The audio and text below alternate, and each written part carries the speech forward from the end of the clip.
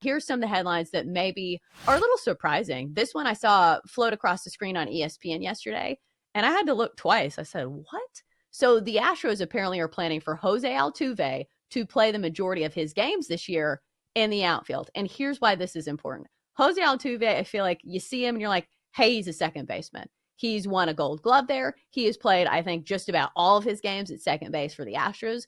But I will say this, Jose Altuve is really athletic.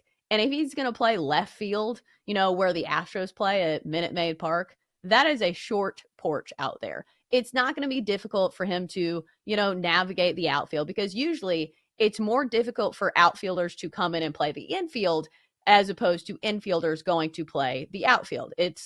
They're both difficult in their own ways, but it feels like there's more specific skills needed in the infield. So I don't think he'll struggle with this. Maybe this has to do something with the fact that he's getting older, and maybe it's less wear and tear on his body, because the main thing for Jose Altuve is you want his bat in the lineup and you want him to be healthy. He is one of the most consistent batters in all of baseball, routinely somebody who hovers around 300. So I see why they're doing this, but it still feels kind of odd. Yeah, it's going to be really different to get used to that. I mean, he's played all but 2 games in his entire career at second base.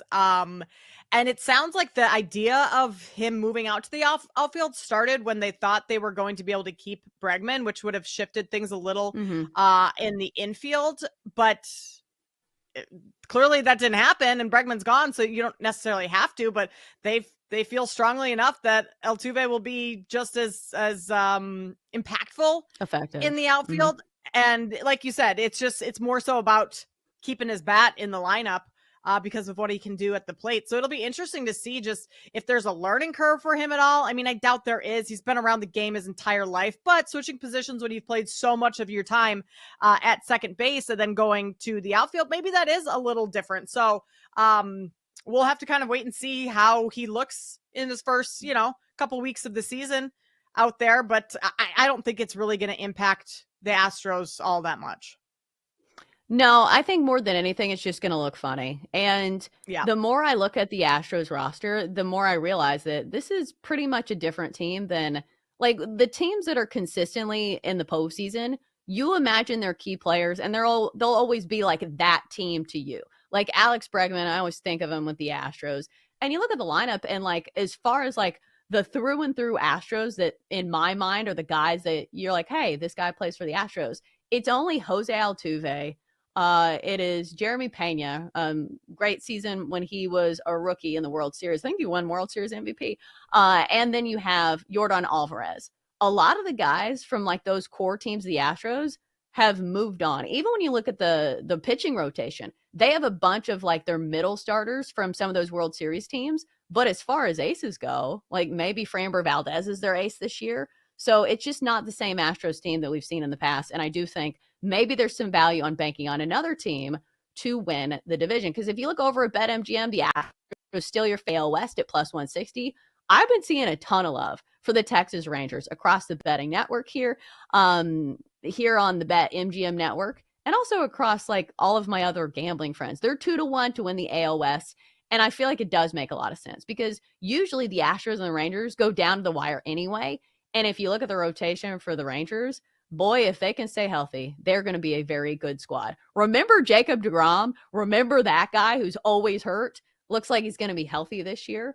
I'm sure you'll have a large bubble around him trying to keep him healthy. But you have a good mix of veterans and young guys on this staff that have high-end potential. Nathan Eovaldi has been there, done that in the postseason. Jacob deGrom has like historic numbers when he's healthy. Tyler Mahle was good with the Reds, came over to the Rangers. He's a solid arm. John Gray. And then you have the young guys, Kumar Rocker and Jack Leiter, number 2 and number 3 overall picks, both coming from Vanderbilt, and both are extremely talented. So I think there's a reason why a lot of people are high on the Rangers this year. And especially when it comes to the AL West, it does feel like a 2 and maybe at max a 3-team race. Because you know who's not winning the division?